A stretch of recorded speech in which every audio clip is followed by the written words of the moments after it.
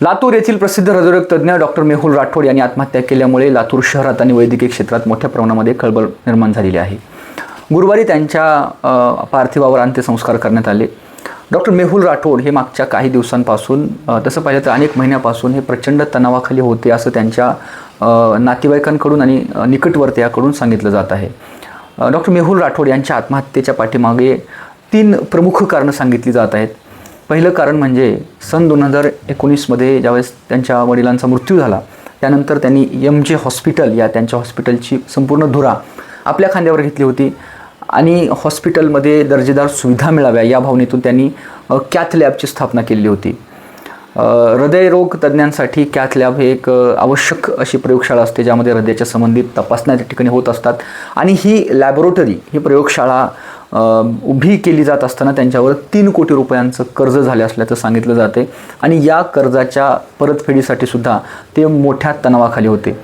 त्याचबरोबर राठोड कुटुंबियामध्ये मेहुल राठोड हे पुण्याला शिफ्ट व्हावेत की लातूरला राहावेत या गोष्टींना घेऊन काही वाद सुरू होते आणि या वादाच्या माध्यमातून एक मोठा तणाव त्यांच्यावर निर्माण झालेला होता। तिसरं कारण राठोड यांच्या आत्महत्येच्या अनुषंगाने पुढे येते ते म्हणजे वारंवार स्टाफ बदलत होता त्यामुळे सुद्धा कुठेतरी त्यांच्या प्रॅक्टिसवर परिणाम पडत असल्यामुळे सुद्धा ते तणावामध्ये होते।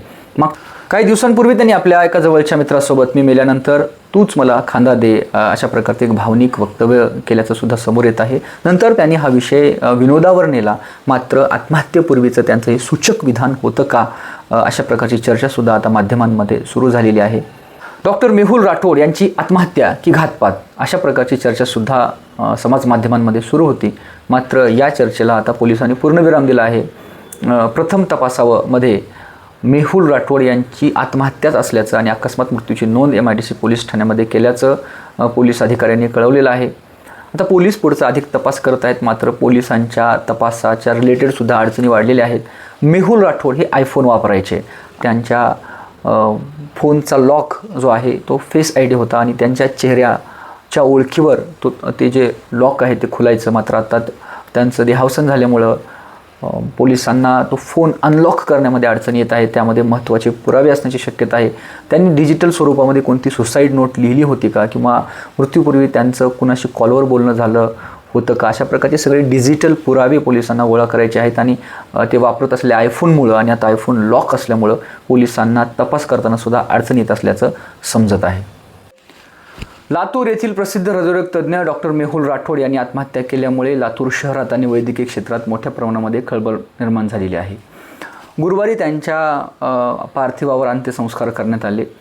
डॉक्टर मेहुल राठोड हे मागच्या काही दिवसांपासून तसं पाहिलं तर अनेक महिन्यापासून हे प्रचंड तणावाखाली होते असं त्यांच्या नातेवाईकांकडून आणि निकटवर्तीयाकडून सांगितलं जात आहे।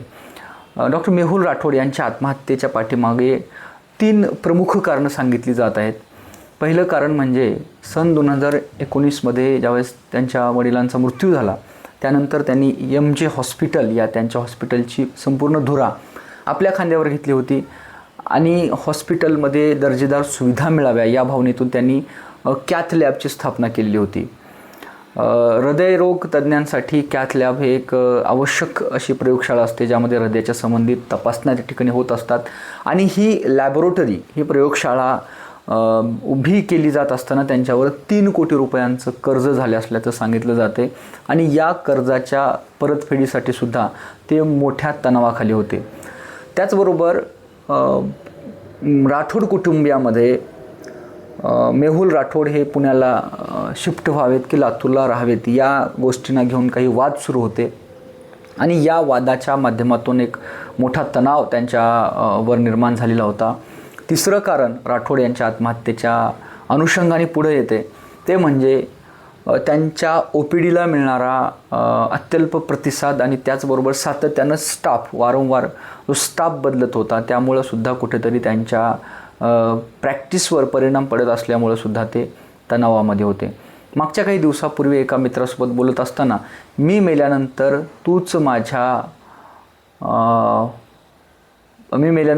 मला खांदा दे हे चालू राहते का? मी मेल्यानंतर तूच मला खांदा दे काही दिवसापूर्वी मेहुल राठोड यांनी आपल्या जवळच्या मित्राजवळ मी मेल्यानंतर तूच मला खांदा दे अशा प्रकारचं भाष्य केलं होतं आणि हा विषय त्यांनी त्याच्यानंतर पुढं विनोदामध्ये परिवर्तित केला. मात्र हे त्यांचं एक सूचक वक्तव्य होतं का अशा प्रकारची चर्चासुद्धा आता सुरू झालेली आहे.